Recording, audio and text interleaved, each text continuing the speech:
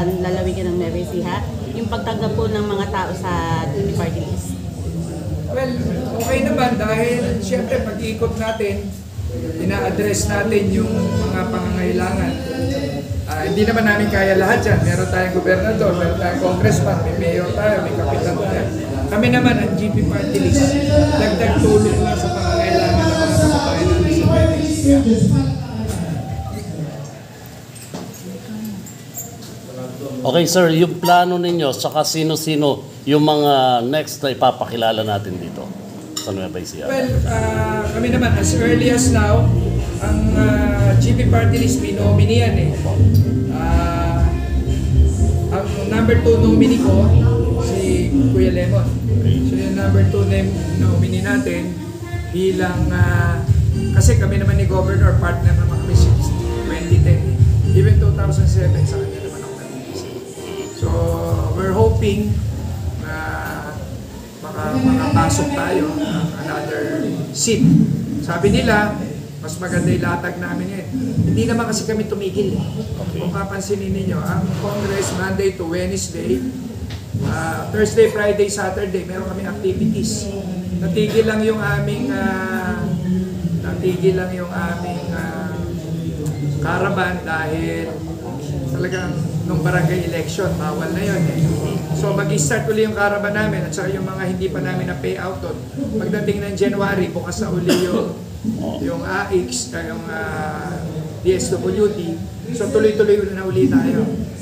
Tuloy-tuloy na yung gagawin natin. At meron kami regular na yung GP kasi attorney, kabuhayan, livelihood, kalusugan, health, and education. Pero kasama po doon sa livelihood yung gusto po natin pagandahin yung buhay ng bawat magsasaka nating kababayan po sa Nueva.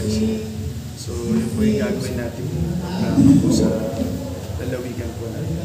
And bilang dagdag doon, kasi we're the rice granary, in fact maganda ngayon siguro, maganda ngayon yung pakikipag-ugnayan ko, si Governor Umali at saka ako, pinukonsulta kami ng bagong sekretary, si Secretary Kiko Laurel. So I believe, sabi ko, suportahan namin and open naman siya. Although mukhang alam naman niya yung ginagawa niya, but itong probinsya ng Nueva Ecija, under the leadership of Governor Umali, family of Umali, so from 2007, medyo matagal-tagal na rin yan. Going 16 years na tayo or 17 years. So talagang maganda naman yung ginagawa ni Go. But of course, kailangan natin ng suporta ng national government. Sa susunod na election, Congressman, ano po yung plano ninyo talaga? Itutuloy po ninyo itong laban nyo, itong takbo ninyo? Well, ang GP party list naman, nandiyan na yan. Hindi naman mawawala ang party list. Diba? Of course, lagi ako natatanong dyan dahil sa pagsisipag ko, mabuti na lang kasama ko si Kuya Lemon. Kung hindi, pagbibintangan pa ako, baka iba takbo ko. Wala po tayong iniisip. Ang sa atin po, kami, for being in politics for so many years, nakita nyo naman, ngayon lang ako nagpasok ng kapitan. Diba? Kaya lang kasi kailangan ko eh. Diba? Yung kapitan na yon, as early as now, may plano na ako sa kanya kung ano yung susunod niya takbo, si Kapitan John. Ngayon si Attorney Rurik, siya yung dinidevelop ko as my successor.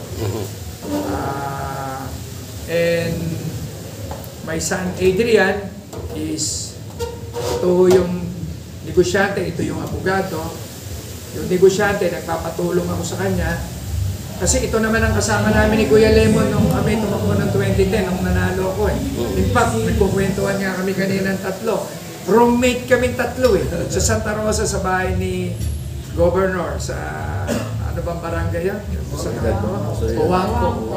So, ito, marami na rin alam to sa politika, but of course, hindi naman kami pwede sabay-sabay sa politika. Depende kasi kung ano calling. But definitely, yung GP party list, tatakbo yung GP party list. So pinag-aaralan ko rin yan eh. Kasi sa probinsya, sa mga congressman, ako na yung matanda dun. Tingnan mo yung lahat ng congressman, ako pinakamatanda. First district, bata. Second district, Mas bata sa akin yun. 3rd District, di ko alam, mukhang kaedad ko, mas bata pa sa akin. 4th District, bata lang din naman si Congressman. Ako na pinakamatanda dito. Mas matanda pa nga ako kay Governor. Doon sa probinsya, ha? Baby face ka naman, sir. Ha? Baby face. Ha? Baby face. Marunong lang tayo magdala. Pagka may problema, tinutulugan ko na lang. Pinipikit ko na lang mata ko. Kilala nyo naman ako nung tayo nasa Kapitolyo. Tuloy-tuloy lang yung trabaho. Kaya naman madami kami nagawa ni Governor. Sir, ano mga project natin about sa mga farmers natin na talagang kailangan natin?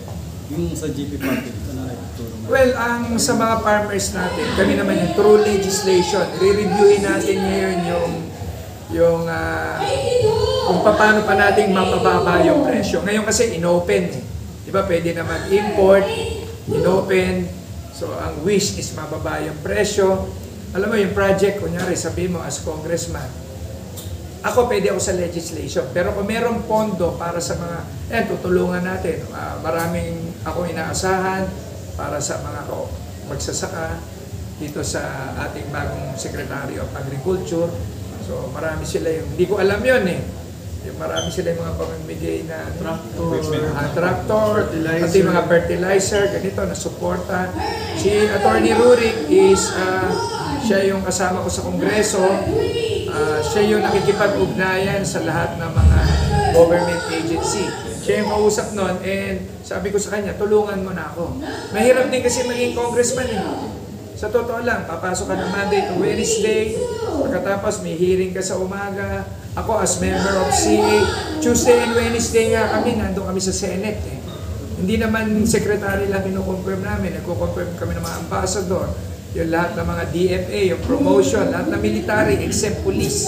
Sa amin po lahat nagdadaan yan. So sa ngayon, ang natitira na lang natin, yung namatay si Secretary Toots Ople, yun na lang yung vacant na natitira. Hopefully, mapipila pa na yan soon. Recently, nag-appoint yung kaibigan ni Attorney Rurik, yung parang special assistant for financial affairs, economic affairs, si Secretary Frederick Go. Dito tayo magpalakas kay Attorney. Malapit sa kanya yun. Kliyente niya yun sa law office. So sa atin naman, at least yung access, importante, yung access tayo. Kagandahan natin, yung access natin. Lahat naman ng congressman may access. But 316 kami. Ang lamang lang natin, sa amin kasi nagdahan yung lahat ng confirmation. Kaya kami, green light kami, madali namin makontak. Sabi niyo po, pinapos ng boto nung nakaraan. Ilan po ba ang kailangan para maging dalawa ang ating representante?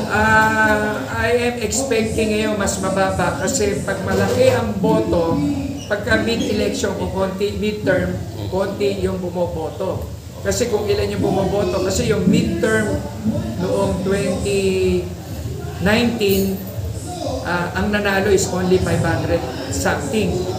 So siguro more or less yun lang din yung mananalo ngayon. Kaya nga minomotivate ko, magpapatulong na ako sa mga anak ko. Hindi lang naman kami dito nag-ooperate.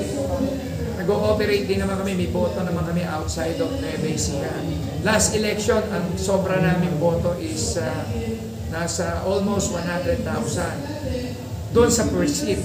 So kinapos kami. Ngayon siguro, baka kung madadagdagan kami ng another, let's say 250. Madami naman akong mga bagong probinsya na hopefully yung commitment nila ma-deliver. So pag sinuwerte kami plus yung Nueva Ecija, mas maganda kasi latag ko ngayon. Nanalo ako ng 20 nanalo po tayo ng 2019 June.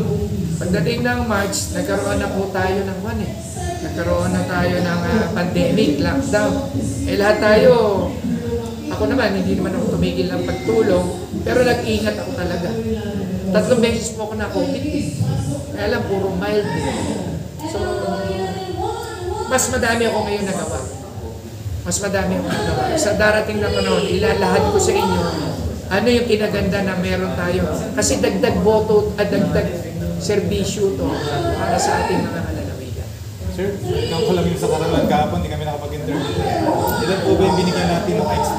Tsaka magkano po yung tanggap nilang regalo? 880. 800 plus yata, 800 plus. And meron kami doon na nag-combine si Senator Bongo, may groceries na amin. Meron din kami yung galing sa... Actually, ang totoo nung galing lang sa akin. Wala ng DSWD ngayon. Personal ko yun. Nakalagay lang yung DSWD doon, but in reality, nag-cut off po kasi ang DSWD noong December 10. Last na. Wala naman nagpe-pay out eh. But, malapit po sa puso ko yung mga yun at tingin ko kailangan nila. Nag-usap kami ni Kuya Lemon at nag-usap kami ni Atty. Rurik. Madadami naman to eh. Sabi ko kung ano gusto nyo i-share. Without mentioning kung ano yung issue nyo. Personal po namin yung pinamigay namin kahapon. So masasabi po natin na para lang may maihanda yung mga... Para may maihanda. And kami naman, tuloy-tuloy kami. Pansinin nyo kami. Ang GP party list tuloy-tuloy. Gusto ko lang po pakita sa ating mga kababayan na kung susuportahan nyo kami, pag naging dalawa to, dalawa na kami magbibigay. Ang pangarap namin sa kanya, yung 4 na distrito, pagatian namin tigda-2, di mas marami kaming dadami scholars namin. Ang pondo namin ngayon sa PJG. Tuloy-tuloy lang po kami dyan. Minimum na pasyente po namin dyan. Average sa 1,000 to 1,200 a month. At nakatutok yung mga tao niya. Kaya nga nagpapasalamat ako kay Kuya Lemon. Binigyan niya, siya tumulong sa akin para makakuha ng opisina na ron. Para yung mga mag-a-apply, doon na. Tapos, pati yung mga dialysis, lahat, everything. Ang dami po namin na hindi ko ito nagagawa noong mga nakaraang panahon. Kasi, marami po akong pasipagan lang po sa Congress. Nangihingi ako sa Senador, nangihingi ako sa Secretary. We have allocated budget para sa bawat congressman. Pero aside from that, wala mo ito, pasipagan. Kaya ang dami ko. Kaya wala kaming hindi dyan sa PJG. Hindi lang yan. Kanina, nagaling pa nga rito yung si Vice Mayor. Yung father pala niya, medyo may sakit, sabi ko. Meron pa akong PCSO. Meron pa akong PADCO. So, mga kaibigan ko po itong mga nakaupo na to nung araw pa. Maaaring na-elect ako 2010, wala po pa po ako sa politika, kilala ko na to. Panahon na namin ngayon, yung edad, halos magkapareho kami na edad ni Kuya Lemon. Unlike nung bata ka, hindi mo kilala yung mga nakaupo. That is the advantage pala pag tumatanda ka. Even in Congress, 2 po kami, out of 316, 2 po kami na dating Vice Governor, Congressman Party List and regular Congressman. Even in the province, 82 provinces, 2 po kami. Marami akong mga kasama, 2 po na dating Vice Gobernador, ngayon po mga Governor po sila. Recently lang, inuwento ko kay Kuya Lemon, kasama ko itong mga anak ko, nag-reunion kami. So sir, karamihan po sa lumalapit sa may sakit, nahihirapan po sila sa mga requirements. Dito po ba sa GP party list po? Meron naman pong regular, meron naman pong meron naman talagang requirements. Ang kailangan doon, saan ba sila mahihirapan? Sabihin nila, para i-assist namin sila. Kaya nga yung even yung mga nag-a-apply sa amin, ginagawa na lang namin, kunyari sa, let's say sa AX, ginagawa na lang namin, meron din po kasi food assistance. Kaya lang, pag food assistance, mas mababa. But for me, ang kuha ko talaga dyan, yung may sakit at yung mga scholarship. Kasi scholarship, dito po sa Gapan o sa 4th District, madami po ako dito. Mga ilan na po yung scholar nyo, sir? I will give you in the right time. Hindi ko po hawakin, marami po ako. Tuloy-tuloy lang po kami. Kay Kuya Lemon po. Kuya Lemon, sa laki po nung lalawigan, malaki po yung chance ang magkaroon po tayo ng second seat at kayo po yung second nominee. Ano po yung tingin ninyo dapat pang gawin o tutukan para makasiguro tayo this time? Kasi last time kinapos lang eh. So dadagdagan lang daw po. Sipag. Sa amin lahat, yung hindi na ako sa may kong JP kausap. Sa kahit sila probinsya, reach out namin lahat ng sektor. Dalawa kami tulong-tulong. Kaya lagi naman may pagkakataon. Kasi may panahon pa eh. Follow up po kay Engineer Lemon. Di po ba may mga iba rin kasi mga party list eh, na hindi naman po taga rito? baka po may apila tayo para po mas solidify natin yung boto natin. Pwede po kaya yun? Pwede, hindi ako pwede mag-isalit sa ibang parties naman. Dadagdagan ko ha. Karapatan naman, hindi naman to exclusive para sa GP party list. Meron po dyan mga nagsasabi, tiga rito sila, di okay, wala namang problema eh. Ang sa atin lang, ang appeal lang naman namin, nasaan ba yung mga, kung ikaw nasa sektor na ganito, respetado natin yan. Hindi naman natin masasolo yan eh. Di ba? Pero yung mga hindi aware, kasi ang problema sa party list, since nasa likod siya ng balota, sa regular governor, congressman, mayor, ang bumoboto po dyan nasa 75 to 85%. Sa party list po, ang bumoboto lang is 50 to 55%. Dito noong nakaraang eleksyon, nagawa na namin ni Kuya Lemon na dito sa 4th District, since tiga rito ko, nagawa na namin na 55% na bumoboto. Meron pa kami 60. Kasi nandito kami. Alam nila saan kami pupunta. Mas madali kami ma-access. Pero yung mga malalayo, kaya nga pinagagana namin yung aming organisasyon. At ito po yung organisasyon ko since 2010, nung ako po yung naging vice-gobernador. At yung kung mapapansin ninyo, yung mga nakita nyo mga tao, yun yung mga original ako. Wala pong, kung may dumating na barangay official dito, nagkataon lang po, dinalaw ako. This is the party. Party ko to para sa inyo.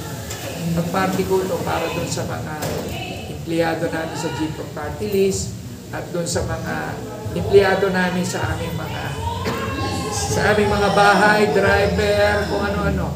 Puro mga ordinaryong tao yan. Kong GP, sa 2025